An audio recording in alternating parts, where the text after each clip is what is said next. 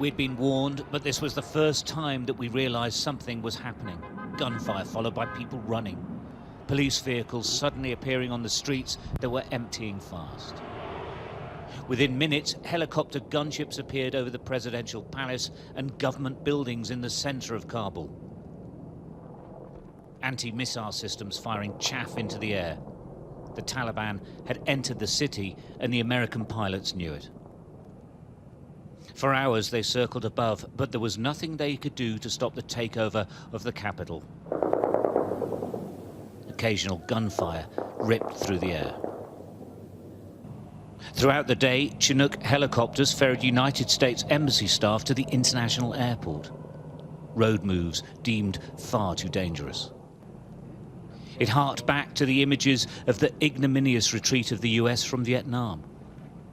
An image President Biden said wouldn't be repeated, but this still photograph may well come back to haunt the president in the days to come. In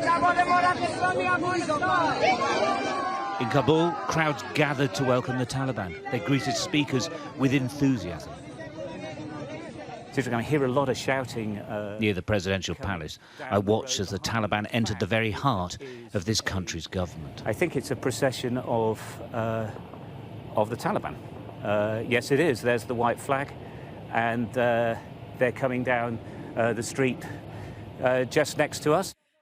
Inside the presidential palace, they rammed home this remarkable takeover, posing in the offices of power, a power that after 2 decades of trying has failed to finish them. The tension in Kabul has been at bursting point. As we left our hotel to see what was going on, the Taliban were right in front of us. They stared, but let us pass. It won't be like this for long. These streets are usually heaving with people and cars. They were deserted.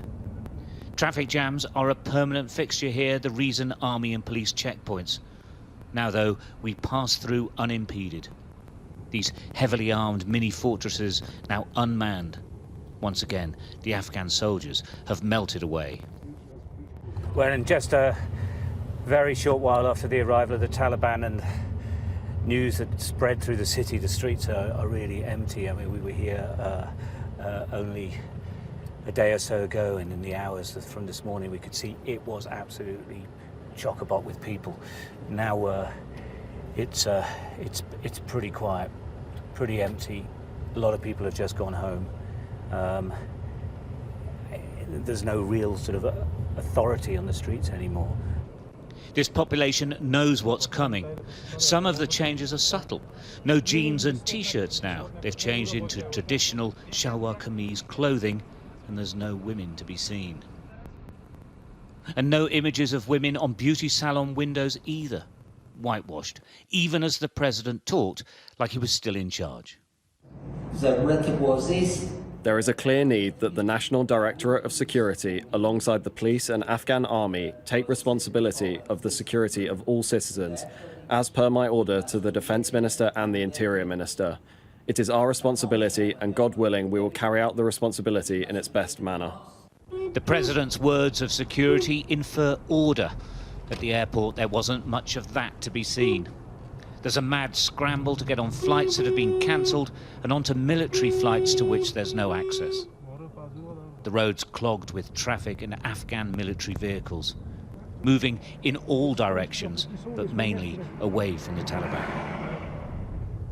On the roadside, the latest arrivals from battles around the country drag their belongings along the dusty roads, looking for somewhere to stay. None will forget the day the Taliban returned. Their 20-year war is won. Stuart Ramsey, Sky News, Kabul.